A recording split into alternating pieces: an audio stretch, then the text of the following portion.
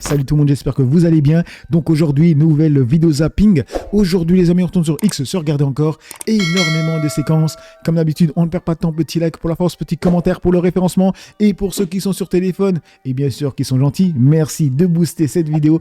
Allez, on enchaîne avec la première news qui nous vient de John DeLorean qui a marqué flash. Les salaires de Masked Singer ont été révélés. Donc Masked Singer, c'est une émission. C'est marqué Kev Adams touche 250 000 € pour regarder des gens déguisés en pieuvre chanter du Céline Dion. J'ai clairement choisi la mauvaise carrière. Michael Youn touche 200 000 €. Ah ouais, 200 000 €. Chantal Latsou et Laurent Ruquier, 150 000 €. Non, mais c'est ouf, mais c'est pas possible. C'est pas possible. Laurent Ruquier, il est moins payé que Kev Adams. Oui, Kev Adams, 100 000 € de moins. Non, mais alors, moi aussi, je suis depuis le début ici. Voilà, justement. Non, mais même gratuitement. Mais pardon. Putain, je pensais que Kev Adams c'était finito. Alors que c'est le mec qui est le mieux payé. Hein. C'est poli. Hein. Vous qui connaissez bien les chiffres, c'est regardé par qui? C'est par les enfants? Non, beaucoup les enfants. Les enfants, Voilà. oui. Problème. Merci, non, c'est sur les enfants, c'est fort. Oui. Sur les enfants, c'est fort. Il y a combien d'émissions pour une saison? C'est ça, il y a combien d'émissions pour une saison? Chana. Il y a 6 primes par Merci, heureusement que Laurence est là. 6 Il y en primes. a pas un peu plus. Je crois qu'il y en a un peu plus. Ah, moi, quand j'y étais, c'était 6 Non, primes. ils en ont un peu plus là maintenant. Alors ça fait combien par prime? Bah, ça fait à peu près, non, ils doivent prendre 20 000 en facture par prime, après 20-25 000. Bon, il est bien payé. Bon, un peu plus que 20 000, parce qu'on est quand même à 250 000. Du coup, on enchaîne avec le compte de Mila. Et là, je vois directement des commentaires arriver de personnes qui vont me dire « Pagès, on en a rien à foutre ». Soit, d'autres personnes seront contents d'apprendre que Mila a perdu son compte Instagram. Donc, elle a tweeté « Mon compte Instagram vient de se faire suspendre suite à la publication de cette photo. Comment en 2026 ce réseau social peut être aussi mal géré? Cette censure est exaspérante. C'est un compte professionnel sur lequel je poste uniquement du contenu sportif dans le cadre de mon métier de coach sportif. » Alors les amis, je ne savais même pas qu'elle était coach sportif. Hein. La dernière fois que j'ai entendu parler d'elle, en tout cas de comment elle faisait de l'argent, c'était en vendant des culottes sales et des chaussettes sales. Hein. C'est réel, hein, vous allez le voir. Donc elle continue en disant « Ils savent très bien que la fermeture de ce compte me poussera à l'asphyxie financière. J'ai fait appel, mais rien ne bouge. Si mon compte n'est pas restitué dans les prochains jours, je porterai plainte contre Meta. » Donc on enchaîne avec ce tweet qui répond à Mila. Parce qu'elle avait dit « Mon rêve que Elon Musk rachète Meta ». Et il partage une vieille story Instagram d'elle où elle disait « Pour ceux qui seraient intéressés, je vends des culottes et chaussettes portées et odorantes avec à l'intérieur un petit mot écrit sur une carte plus une belle trace de rouge à lèvres. Comptez sur moi pour la discrétion, le respect de votre anonymat et l'envoi rapide. Envoyez-moi un message si vous êtes intéressé. » Et pour ceux qui s'apprêtent à me juger, business is business, l'argent c'est de l'argent et chaque client se respecte. Donc business is business, l'argent c'est de l'argent. Donc peu importe comment tu fais de l'argent, du moment que tu fais de l'argent. C'est ça que ça veut dire. Bloquez mon compte si cela vous dérange. Belle fin de journée. Voilà. Du coup, on enchaîne avec BFM, c'est marqué Royaume-Uni. Des candidats de mariés au premier regard accusent leur mari de V. Deux candidates de la version britannique de Mariés au premier regard révèlent avoir été violées par leur mari, rencontrés dans l'émission. Elles mettent en cause le manque de protection de la part de la production contre qui elles veulent porter plainte. Une première candidate qui souhaite rester anonyme dénonce d'abord le comportement violent de son mari à l'écran, puis affirme que cette violence est aussi manifestée dans le rapport sexuel. La jeune femme confie qu'elle n'arrêtait pas de dire stop, mais sous la menace de cet homme, elle avoue qu'elle avait trop peur pour témoigner auprès de la production. Il a dit que si je racontais à qui que ce soit ce qui s'était passé, il demanderait à quelqu'un de me jeter de l'acide au visage. Lorsqu'elle lui a demandé de parler de son comportement avec les experts de l'émission qui forment les couples, il se serait emporté et l'aurait agressé sexuellement. Les avocats de ce dernier contestent ces accusations. Une ancienne participante assure aussi avoir signalé un son partenaire à Channel 4 qui diffuse l'émission. Elle explique notamment avoir refusé un rapport avec lui, mais qu'il aurait outrepassé son consentement. Les avocats du candidat réfutent aussi ces faits qui lui sont reprochés. Enfin, une troisième candidate, Shona Manderson de la saison 2023, accuse son mari d'actes sexuels non consentis. Une fois encore, celui-ci conteste les faits évoqués. Face à ces révélations sur l'un des programmes les plus populaires au Royaume-Uni, Channel 4 a annoncé le retrait de tous les épisodes des plateformes de diffusion et des réseaux sociaux ce lundi. Quant à la société de production CPL, elle affirme que ses protocoles de protection des candidats sont exemplaires et réfute toute accusation de défaillance. Alors dans les commentaires, ça nous dit quoi? Il y a Sacha qui nous dit « Ça me choque pas, quand tu fais une clownerie pareille, tu es consentant pour tout le reste ». Alors les mecs, quand moi je tombe sur ce genre de commentaires, la première question que je me pose, c'est ces gens-là, ils ont une mère, une sœur, une tante, une cousine? Parce qu'à l'écouter, ça veut dire que parce que la meuf est allée à l'émission, elle devrait coucher automatiquement derrière et si elle couche pas, on peut laver. Si on suit son raisonnement, ça veut dire qu'une meuf qui accepte un restaurant, elle doit coucher derrière. Et si elle couche pas, ben on peut laver. Hein. Tu vas me dire que j'exagère, mais à peine. Hein. Elle continue en disant « C'est la grosse mode, tout le monde V en 2026, bonjour la chasse à l'homme ». Il y a un seul mari pour plusieurs candidates. Le principe même du programme est super glauque. Comment s'étonner que ça tourne mal? Et du coup, on enchaîne avec Focus, c'est marqué Flash Paris, la police française interpelle un homme en fauteuil roulant en raison de son soutien à la Palestine. La honte sur vous. Monsieur, on avance là. Monsieur, vous devriez avoir honte. Non, pourquoi? Allez les gars.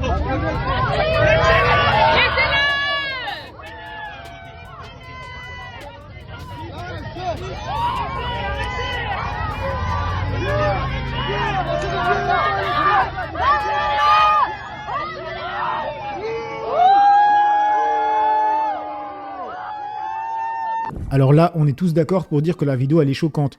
Mais aller jusqu'à dire que la police l'interpelle parce qu'il soutient la Palestine, on n'est pas sur les mecs. C'est pas parce qu'il a un drapeau que c'est pour ça que la police l'interpelle. En tout cas, on n'a pas le contexte, comme diraient d'autres. Ça dit quoi? Faudra pas demander des soutiens inconditionnels après. En plus, faut être 15 pour gérer un handicapé. Pourquoi son pied marche tout seul? Mais il est con le mec ou quoi? Il a une jambe. Non mais, attends. Il a pas vu qu'il avait une jambe? C'est vrai qu'il a l'air totalement passif. C'est pas parce que tu es en fauteuil roulant que tu es intouchable ou au-dessus de la loi. Vous avez la pitié trop facile. C'est pas parce qu'il est en chaise roulante que c'est pas un FDP. Ok, bref, je dirais rien. Et on enchaîne avec le compte d'Axel qui partage une séquence avec l'avocat de Patrick Bruel. Et ce que l'avocat va dire, c'est lunaire, clairement lunaire. Donc c'est marqué après la défense de pédo. C'était pas un V, c'était une histoire d'amour entre un chanteur de 32 ans et une gamine de 16 ans. La défense de la défense, encore pire, il avait 32 ans, mais il avait l'air plus jeune. Et elle avait l'air plus vieille. Je voulais revenir quand même sur la différence d'âge parce que je pense que ça interroge beaucoup les gens qui nous regardent. Elle a mis aussi une photo d'elle qui montre le visage qu'elle avait à 16 ans. C'était une jeune fille. Elle dit à 16 ans, on pense à aller à des booms, etc. On n'est pas une adulte. Est-ce que vous comprenez? Donc là, à 16 ans, elle a l'air plus vieille là? Je me demande combien il le paye.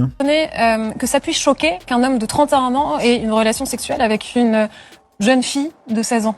Je comprends parfaitement qu'on s'interroge. Je comprends parfaitement qu'on se pose la question de ce qui a pu se passer entre ces deux personnes. J'ai pas sur moi de photo de Patrick Bruel à 32 ans, qui faisait beaucoup moins de 32 ans. Vous pouvez pas dire ça. Qu'est-ce que vous êtes en train de dire là? Il avait l'air d'avoir 25 ans. Mais peu importe. Mais je vous dis pas le contraire. C'était un adulte qui avait 31 ans. Vous montrez des photos qui sont pas tout à fait celles qu'on peut aussi trouver. On était en pleine Bruel Mania. Flavie Flamand à ce moment-là n'était pas l'animatrice connue qu'elle est aujourd'hui. Pourquoi nier l'âge? Pourquoi dire il ne faisait pas son âge? Pourquoi ne pas parce que vous me parlez reconnaître qu'il avait cet âge-là et qu'elle était je reconnais parfaitement. C'est très difficile. C'est très difficile de vous dire qu'il n'avait pas 31 ans s'il avait 31 ans. Ce que je vous dis simplement, c'est que lui aussi avait un visage à 31 ans qui était un visage plus jeune que celui. Et donc ça justifierait quoi? Ça justifie rien du tout. Vous me montrez une photo de Flavie Flamand à côté d'un cheval, petite fille. Je vous dis, je peux vous montrer des photos de Patrick Bruel à 31 ans qui fait aussi lui très jeune. Je pense qu'il est viré lui. Putain. Alors dans les commentaires, la tête qu'elle a fait, c'est la vérité. Au passage, bravo à la journaliste Orcas qui ne l'a pas lâché sur ça. Beaucoup d'autres auraient laissé passer sans rien dire. Et c'est la vérité. Ouais, là, elle était dégoûtée. Clairement. Du coup, on passe sur Jacques Renardière, ça parle encore de Patrick Bruel, c'est marqué « Tout le monde savait que Bruel était un V ». C'est ce que des témoins laissent penser. Bruel a été protégé et a bénéficié d'une impunité totale. Cela en dit long sur la puissance qui domine ce milieu. Le vigile serait intervenu en disant Patrick Paël, c'est une bénévole. J'ai reçu des témoignages qui laissent entendre qu'il y avait quand même parfois des hommes, des vigiles, des membres de l'organisation, par exemple à TF1, pour s'assurer, non pas de sa protection, mais de celle des femmes qui pouvaient le croiser dans le public. Ce sont des témoignages que j'ai recueillis. Évidemment, ils contestent toute organisation, TF1 aussi, mais les témoignages commencent à s'accumuler en ce sens. Une attachée de presse belge qui me raconte qu'il y avait un chaperon de TF1 qui, quand elle a été, dit-elle, agressée sexuellement par Patrick Bruel dans le cadre d'une tournée promotionnelle en Belgique au début des années 2000, elle me dit, je vais voir cet homme de TF1 qui me dit, je suis là pour ça notamment. J'ai un autre témoignage en cas des Enfoirés en 2012 d'une jeune femme qui me dit que le vigile lui a dit, dans une scène qu'elle devait tourner dans le spectacle dans la barque avec Patrick Bruel, qui lui dit, tu reviens après la barque, tu reviens là. Et Patrick Bruel lui aurait demandé de venir dans sa loge, elle était très jeune, elle avait 21 ans, et le vigile serait intervenu en disant, Patrick Paël, c'est une bénévole. Elle n'y est pas allée, elle dit qu'elle a eu le sentiment, elle, d'être protégée par cet homme. Donc ça pose quoi comme question? La responsabilité potentielle des gens autour, le degré de connaissance. Vous savez, on entend souvent dans ces affaires, tout le monde savait. C'est une formule dont en tant que journaliste, on se méfie parce que tout le monde savait, ça veut tout et rien dire. Puis à un moment donné, voilà, exactement. C'est exactement ce qui s'est posé dans plein d'affaires. Là, la question, elle se pose au vu de ce qu'on reçoit aujourd'hui, ce type de témoignage. Et du coup, ça répond quoi? C'est quoi ça? Dans des affaires Bruel, une masseuse témoigne de nouvelles plaintes déposées. Lui était très oppressant puisque tout le long du massage, il souhaitait des prestations sexuelles et plus particulièrement, il voulait des massages, on va dire, au niveau de son anus. Hein. Ce témoignage est celui de Julia qui accuse Patrick Bruel de l'avoir agressé sexuellement lors d'un massage en 2019, après le classement sans suite de sa première plainte en 2020. Il y a quand même beaucoup d'histoires avec le cul, hein, entre le caca et il met dans l'anus. Elle a décidé de déposer une nouvelle plainte avec constitution de partie civile. Elle fait partie des 30 femmes à mettre en cause l'artiste. 3 enquêtes judiciaires sont en cours, en France et en Belgique, pour tentative de et agression sexuelle. Patrick Bruel conteste l'ensemble de ces accusations. Il est présumé innocent. Pour la première fois, Julia accepte de raconter son histoire face caméra à Mediapart. Pour moi, c'est un choc en fait. Il y a eu un impact autant professionnel que personnel. Mon corps m'a lâché, mon mental m'a lâché.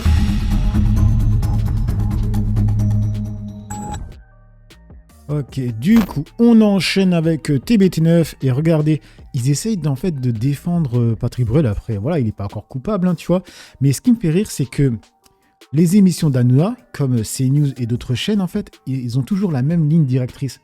À chaque fois, c'est incroyable. Alors, il y avait également l'avocat de Patrick Bruel, Maître Ingrain, que nous avons reçu hier, qui a parlé de la relation, une nouvelle fois, entre Patrick Bruel et Flavie Flament. Il dit que c'était consenti, il ne l'a pas forcé, il n'y a pas eu de viol.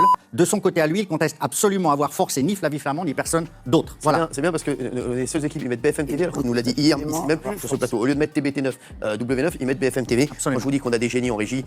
Merci. Voilà, des gens comme ça, il faut les saluer. Et donc, Maître Ingrain explique que Flavie Flament et Patrick Bruel ont eu des relations sexuelles et qu'ils étaient à un moment sex friends. Voilà. Et ils sont partis en vacances aux Maldives. C'est là-dessus qu'on a des informations, Cyril, que personne n'a. Donc, on a parlé de ces vacances aux Maldives. Eh bien, lors de ces vacances, Patrick Bruel et Flavie Flament n'étaient pas seuls. Ils étaient en couple, chacun en couple de leur côté. Et tous les deux étaient très proches aux Maldives, sans que quelque chose ne se passe, mais toujours très proches en émission ou en dehors. Et pourquoi c'est important ? Parce qu'ils se retrouvaient très souvent en dehors des émissions pour passer du temps ensemble. Et là, on parle de l'année 2008. Cette année est très importante parce que c'est plusieurs années après le dénonce Flavie Flament. Donc ça veut dire que bien après les abus sexuels qui sont évoqués, il y a... Mais regardez comment ils sont. Franchement, j'ai l'impression que les chroniqueurs, ils sont pas à l'aise. Hein. Surtout Raymond. Depuis avant, il regarde vers le sol, tu vois. Et en fait, le truc, c'est parce qu'ils sont en train de légitimer le fait que ça soit consenti, soi-disant, ce qui se serait passé quand elle avait 16 ans, tu vois. Hanouna, il a une fille de 15 ans. Hein. Je pense pas qu'il voudrait que sa fille couche avec un homme de plus de 30 ans, tu vois. C'est une folie. Et quand il te raconte que oui, quelques années plus tard, ils auraient couché ensemble, en fait, c'est comme si, parce qu'ils ont couché de façon consentie plusieurs années plus tard, ça voudrait dire qu'ils n'auraient jamais pu la vivre avant ça, tu vois. Un exemple tout con, hein, peut-être qui n'a rien à voir, mais une femme mariée peut se faire vivre par son homme, tu vois, un jour, et coucher avec lui quelques mois plus tard, tu vois. C'est possible, hein. Ça veut rien dire, mais c'est juste pour vous montrer que c'est pas parce que quelqu'un avait un jour que c'est pas parce qu'il avait et que quelques temps plus tard ils ont couché de façon consentie qu'il y a rien, tu vois. En plus c'était une gamine, voilà, et lui c'était une star donc elle avait pas vraiment les idées claires. Je sais pas si j'étais clair, mais tu vois l'idée. Et moi j'ai l'impression qu'ils sont mal à l'aise, hein. En tout cas surtout Raymond. Hein. Il y avait une proximité entre eux. Voilà, ça ce sont des sources proches de Patrick Bruel qui nous l'ont confirmé au bout de cette enquête d'une journée. On apprend également, Cyril, que plusieurs plaignantes qui accusent Patrick Bruel lui ont demandé à plusieurs reprises des invitations, notamment pour des places de concert. Alors ça ne préjuge pas du tout de leurs paroles, mais on voulait vous dire ça pour montrer qu'il y a eu des relations amicales, ou en tout cas intéressées par ces plaignantes qui voulaient des places de concert. En même temps, pourquoi on serait étonné de voir que les gens ne sont pas étonnés qu'il ait pu coucher avec elle quand elle avait 16 ans, alors que le président, je crois, il avait 15 ans quand elle avait 30, un truc comme ça, ou il avait aussi 16 ans, elle avait 29 ou 32, je me rappelle même pas. Et ça choque personne, donc voilà, ni même le président. Du coup, on enchaîne avec Paul Doen, c'est marqué en Belgique, les chasseurs de pédos sont présents comme en France, ils font le même constat, justice inexistante, les pédos continuent de sévir en toute impunité. Ce personnage-là, on l'avait appelé Linda. Et tu es en pyjama? Oui. Oui. Oh, c'est sympa. Et toi, t'es en pyjama aussi? Ben non, j'ai oublié de le mettre. Ça veut dire que t'es tout nu? Oui. Mais habitant? Avec ces personnages-là, t'as piégé combien de personnes à peu près?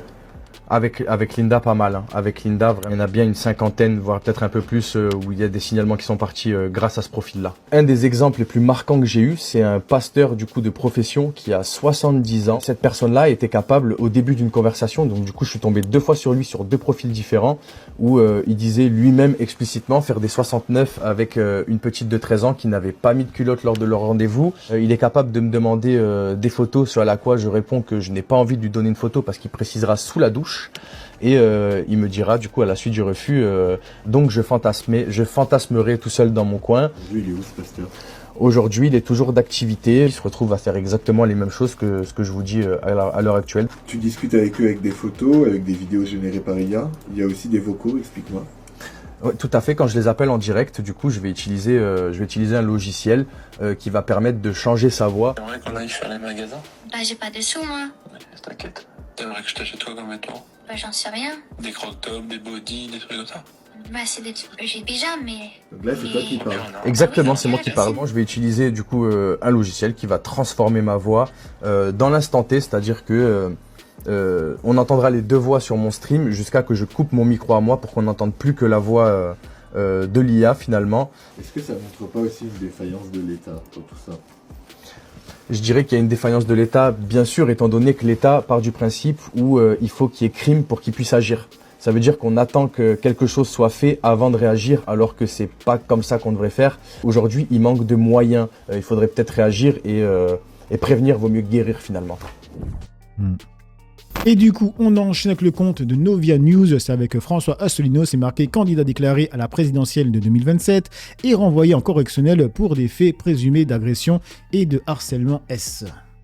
Il est aussi dans la sauce. Que disent les Français ? Il n'y en a vraiment pas un pour rattraper l'autre, on dirait. Il y a quelqu'un qui a commencé à dégommer les adversaires politiques. Si le système ne l'aime pas, c'est le candidat qu'il nous faut. Du coup, on enchaîne avec Serfia et là c'est encore avec Finizi, la personne qui avait prank donc un pédo. Là c'est marqué selon le streamer Finizi qui avait piégé en direct Dominique Bouvet. Son association a remis en novembre 2025 un dossier aux forces de l'ordre concernant une personne haut placée et importante dans sa profession. L'affaire sera rendue publique une fois l'enquête terminée. Donc il y a une autre personne très connue qui serait dans la sauce. Là récemment j'ai fait une grosse audition qui a duré plus de 6 heures avec des vrais policiers. Je ne vais pas trop parler de l'affaire, c'est-à-dire que je peux pas... Ça va peut-être pas parler dans les médias, je sais pas, parce que c'est quand même quelqu'un de... Une audition sur une affaire en particulier. Quelqu'un d'important dans sa profession, quoi. C'est ça. Quelqu'un qui était important dans sa profession. Dans cette profession, c'est-à-dire ? Quelqu'un haut placé, on va dire, dans sa profession. Je peux pas en parler. Et, les enquêteurs, ils m'ont dit de... on va être au courant ? Potentiellement, je pense. Hein. Vous pensez à qui, les mecs ? Vous pensez à qui ? Moi, j'ai vraiment pas de blase, là. Du coup, on enchaîne avec Charleville. C'est avec... Comment il s'appelle encore celui-là, là, Jack Lang. Donc c'est marqué pourquoi il n'y a pas d'enquête sur les agissements pédos de Jack Lang. Pourquoi plus personne ne parle de ce grand ami d'Emmanuel Macron et de Jeffrey Epstein. On en parle de la fille Lang qui a hérité de plusieurs millions à la mort de Jeffrey Epstein. Pourquoi ? Ben c'est vrai, on n'en parle plus les mecs. Hein. Tout d'un coup, voilà, c'est fini. Hein. Ça allait vite. Hein. Et du coup, on enchaîne et on termine avec, dans la séquence, c'est avec Jean-Michel Apathy et Sébastien Chenu. Donc, est-ce que vous regardez les images sur l'attitude des colons et militaires en Cisjordanie vis-à-vis des Palestiniens ? Je ne vais même pas vous embêter avec Gaza. Est-ce que vous regardez sur les réseaux sociaux la profusion d'images que nous avons sur l'attitude des colons et des militaires en Cisjordanie vis-à-vis des Palestiniens. Oui. La Cisjordanie, est-ce que vous regardez tout cela ? Vous faites dériver encore sur autre chose sur la Cisjordanie. C'est vous qui avez parlé de la Palestine. Oui, mais bien parce sûr, que vous mélangez, vous mêlez la Palestine qui n'a rien à faire dans ce débat. Parce que c'est un État autoritaire qui ne respecte rien en ce qui concerne le droit des individus. C'est une réalité qu'on reconnaît. Et l'attitude d'Israël aujourd'hui vis-à-vis des Palestiniens, c'est pas un problème. Israël est un État qui est agressé, qui est menacé de mort par ses voisins. En Cisjordanie. En tout cas, l'Iran. Alors la Cisjordanie, ça fait longtemps. C'est une revendication territoriale. Il y a eu les accords d'Oslo, il y a eu des progrès qui ont été faits d'un côté et d'autre. C'est une revendication territoriale. Donc on ne peut pas mélanger les deux. On peut pas... Aidé par l'armée ? On ne peut pas mélanger le pogrom qui a eu lieu il y a quelques mois encore, venant de la Palestine, en tous les cas sur les territoires, qui a été fait en Israël. On ne peut pas mélanger ce qui se passe en Iran avec le danger que constitue l'Iran pour Israël, et ensuite reparler des territoires, des revendications territoriales qui remontent à 1967. On ne doit pas reconnaître la Palestine. Mais comment peut-on parler au gouvernement israélien qui a rasé Gaza, 2 millions d'habitants, il n'y aura plus de Palestiniens à Gaza, comme ça le problème est réglé, qui est en train de faire la même chose en Cisjordanie, de chasser les Palestiniens, qui rasent les villages, les églises, au sud du Liban. Qu'est-ce qu'on dit au gouvernement israélien? Vivre à côté d'un État terroriste, vous admettrez que c'est quand même compliqué. Or, c'est ce que fait Israël. Ils vivent à côté d'un État terroriste. Donc, quand même, qu'Israël essaye de survivre et de se défendre, ça ne dit pas tous les droits. Non, mais moi, je ne suis pas pour qu'on tue des civils. Je ne suis pas pour qu'on tue des civils. Attendez, je vous ai pas dit que je soutenais Netanyahou. Je soutiens Israël à se défendre et à vivre en paix et librement. Et qu'est-ce qu'on lui répond dans les commentaires? Peace for Real qui dit « Voilà comment les politiciens font à chaque fois pour justifier le massacre d'enfants. Et ce qui est incroyable, il y a des gens qui vont voter pour ça. Tant que c'est des musulmans, c'est pas grave de les tuer pour le RN. Alors sa priorité, c'est les nouveaux amis sionistes qui vont les aider à être élus et continuer à prostituer la France. Aux électeurs du RN, vos élus sont soumis à Israël et acceptent le génocide à Gaza. » Donc voilà les amis pour cette petite vidéo zapping réaction. Dites-moi ce que vous en pensez dans l'espace commentaire, dans la joie, la bonne humeur, sans insulter comme d'habitude. N'oubliez pas le petit like pour la force, petit commentaire pour le référencement. J'ai assez parlé pour le peu que j'ai parlé, à vous d'écrire. Ciao tout le monde.